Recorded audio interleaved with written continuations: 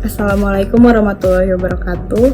Kami dari kelompok 2 akan presentasikan hasil penelitian kami yang berjudul Pengaruh konsentrasi dan lama perendaman dalam asap cair tempurung kelapa terhadap kadar polifenol pada daging domba asap. Pertama-tama saya akan perkenalkan anggota kelompok saya terlebih dahulu. Yang pertama ada Laili, lalu ada Teresia, Steven, dan saya sendiri, Mutiara. Dan hasil penelitian kami akan dibagi menjadi 5 bagian. Yang pertama ada pendahuluan, lalu ada tinjauan pustaka, kemudian ada metode penelitian, hasil penelitian, dan penutup. Yang pertama ada bab 1 pendahuluan, latar belakang. Daging menjadi salah satu bahan pangan yang cukup digemari di Indonesia dan terus meningkat seiring dengan peningkatan jumlah penduduk dan kesadaran masyarakat akan pentingnya mengonsumsi makanan yang bergizi. Domba merupakan salah satu hewan ternak yang potensial karena tidak hanya dagingnya, tetapi kulit dan bulunya pun dapat dimanfaatkan sebagai bahan baku industri kerajinan. Daging domba dinilai lebih kaya gizi seperti protein, fosfor, zat besi, dan vitamin B1.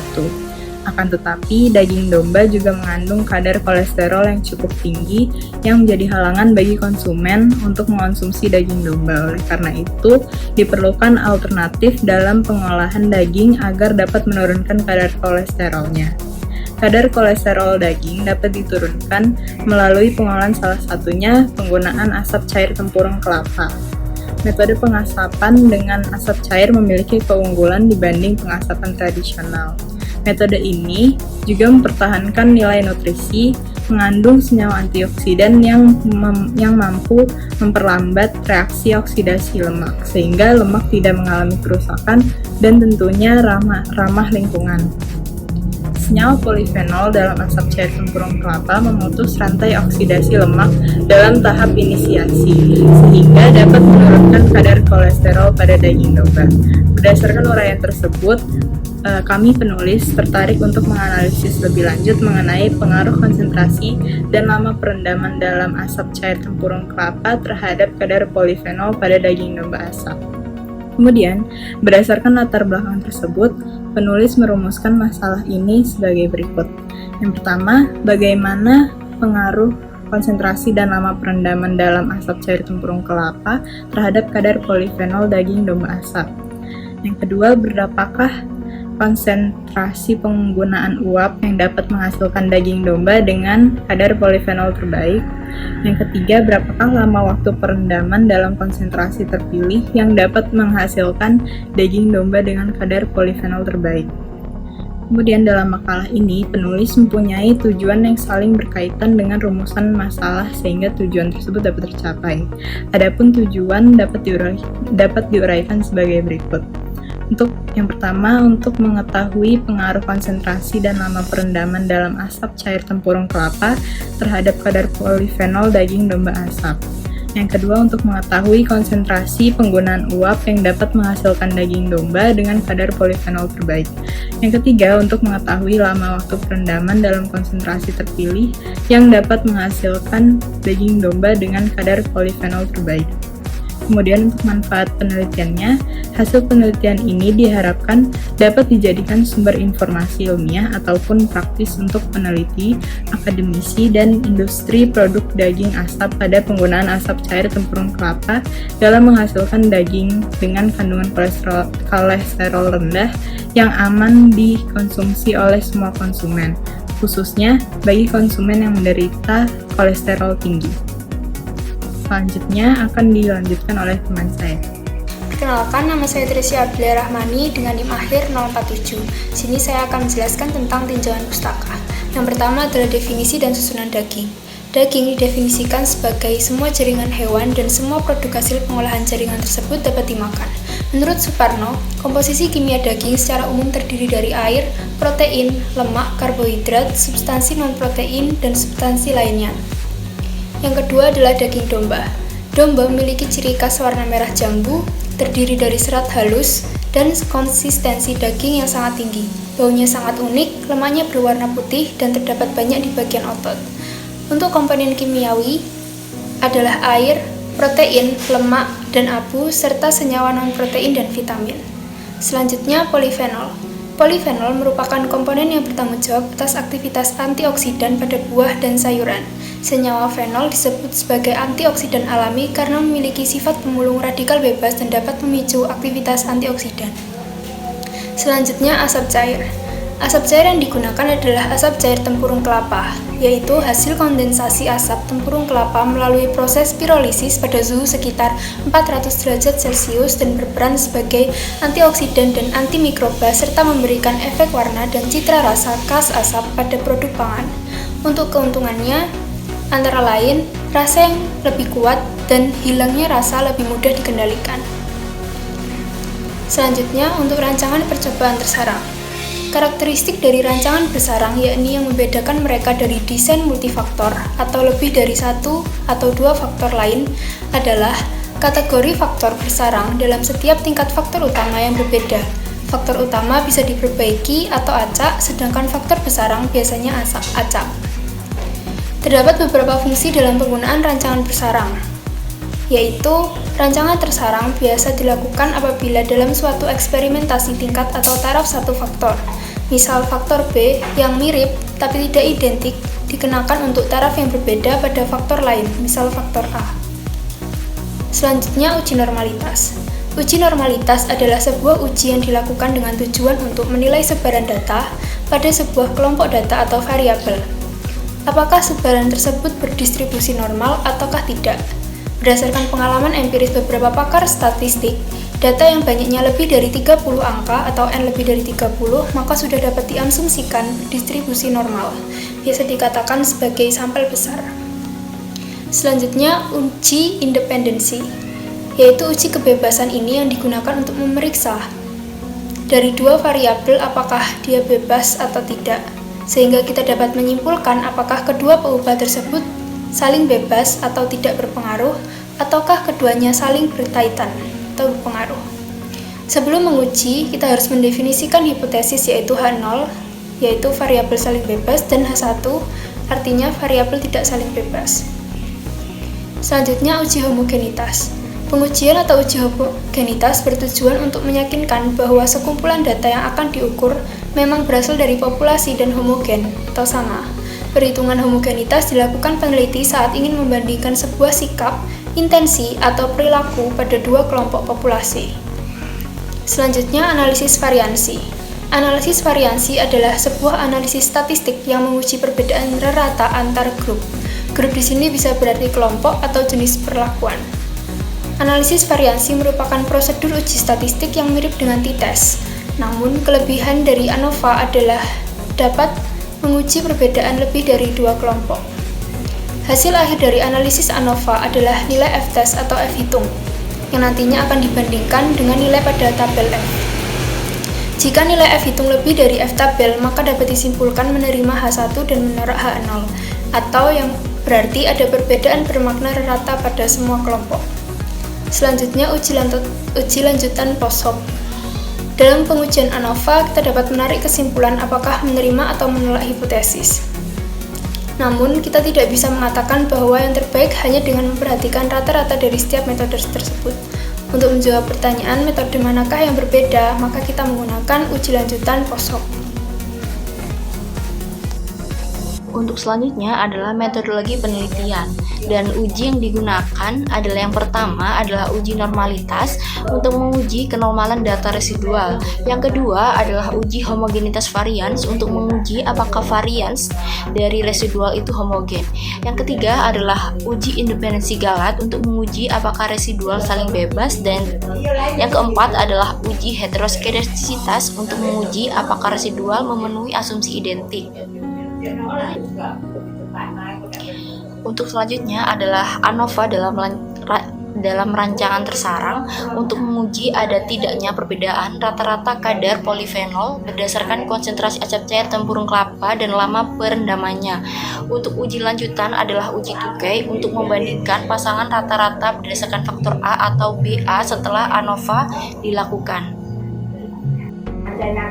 Nah, untuk selanjutnya adalah data dan sumber data.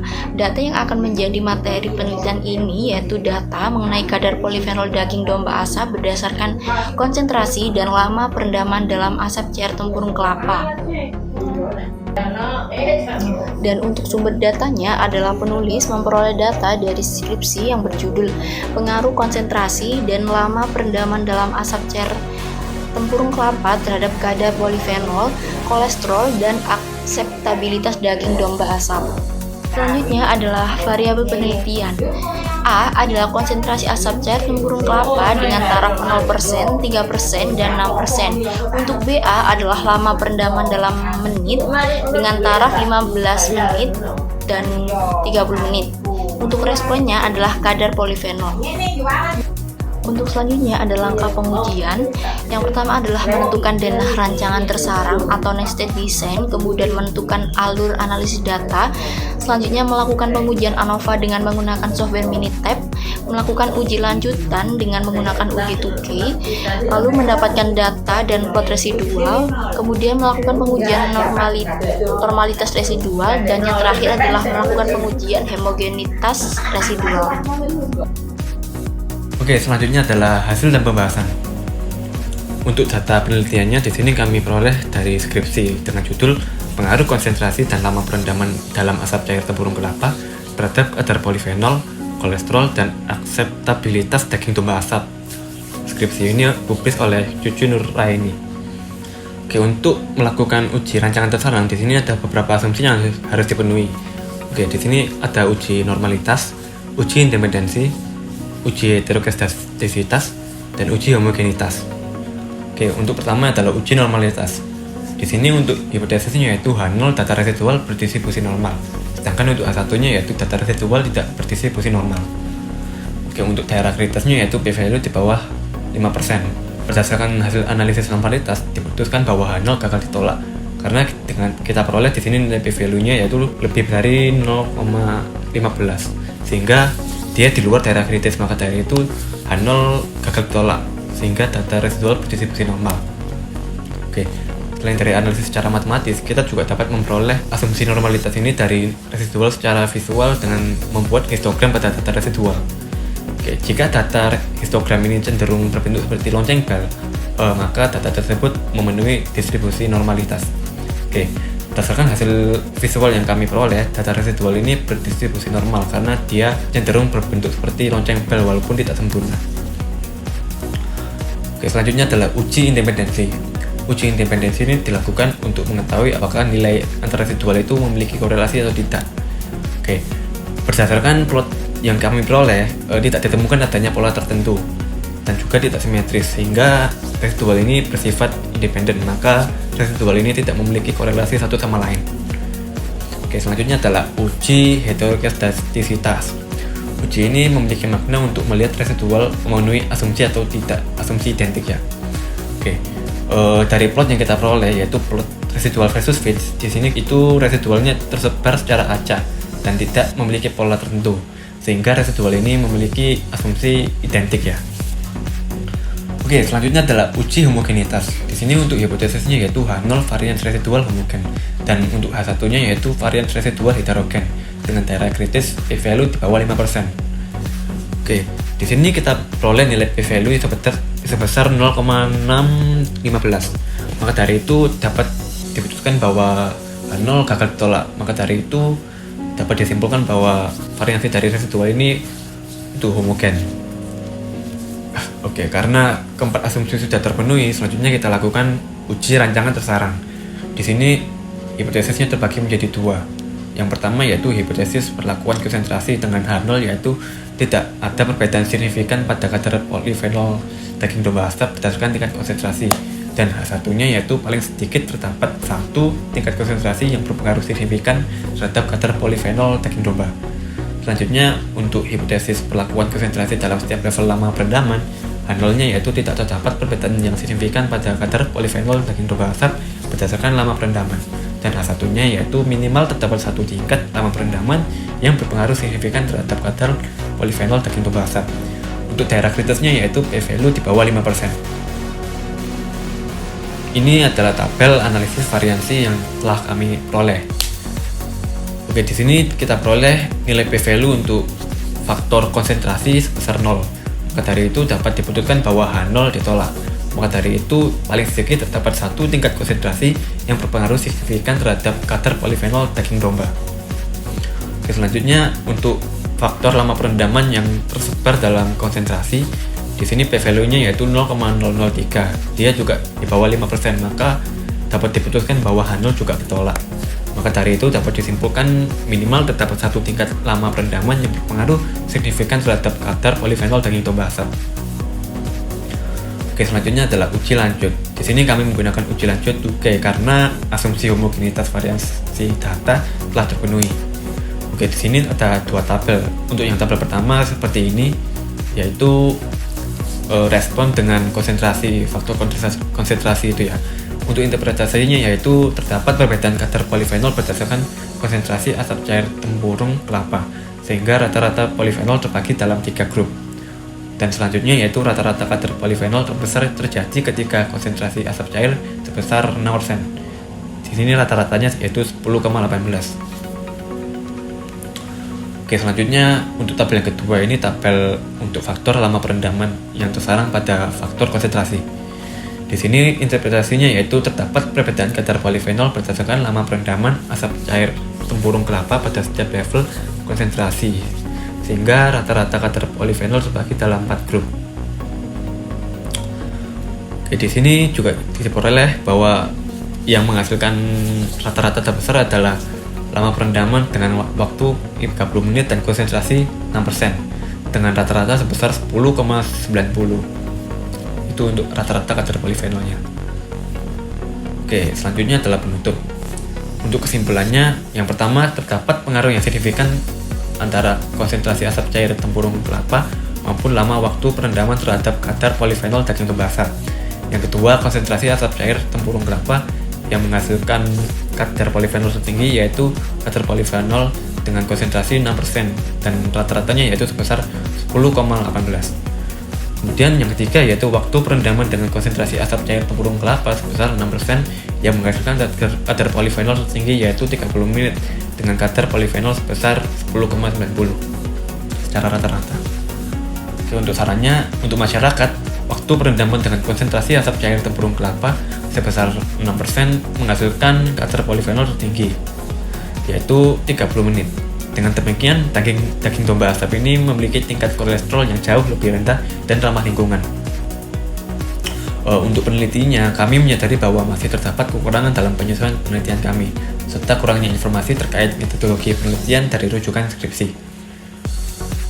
Oke, sekian dari kelompok kami. Mohon maaf bila ada salah kata. Kami dari kelompok 2 menutup presentasi ini. Terima kasih. Wassalamualaikum warahmatullahi wabarakatuh. Oke, untuk memperoleh output yang telah kami presentasikan tadi, untuk yang pertama yaitu untuk rancangan tersaran serta asumsi-asumsinya. Di sini kita klik Start, ANOVA, General Linear Model, dan Fit General Linear Model. Di sini responnya kita masukkan kadar polifenol, dan untuk faktornya kita masukkan keduanya konsentrasi dan lama perendaman dalam menit. Oke, masuk.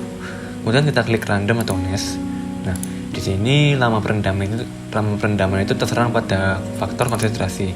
Kita masukkan di sini. Kemudian untuk kedua faktornya itu sama-sama tetap. Kita klik OK. Dan kita klik Grab. Nah, di sini kita centang ini atau yang ini ya. Sebenarnya sama saja, cuma untuk memperoleh grafik plot secara individual bisa pakai yang ini. Di sini untuk supaya langsung saja. Dan untuk storage, di sini kita centang residual yang nanti kita uji untuk homogenitas. Oke, untuk yang lainnya sudah tetap, kita langsung saja klik OK. Nah, di sini kita akan memperoleh tabel ANOVA ini ya, di sini. Nah, ini ya, sama ya seperti tadi.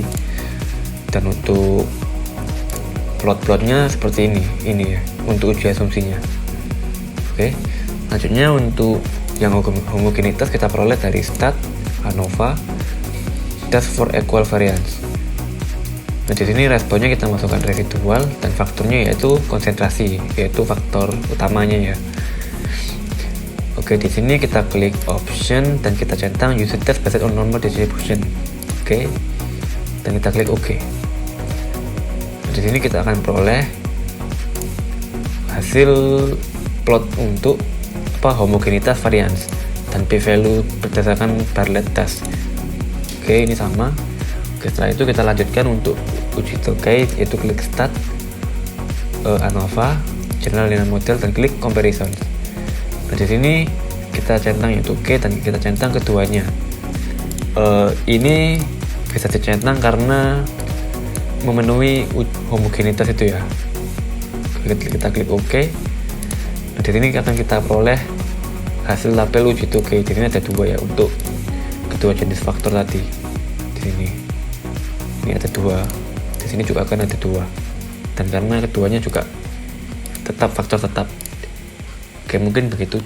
Untuk penjelasannya lebih lengkapnya bisa lihat di YouTube ya. Oke, terima kasih.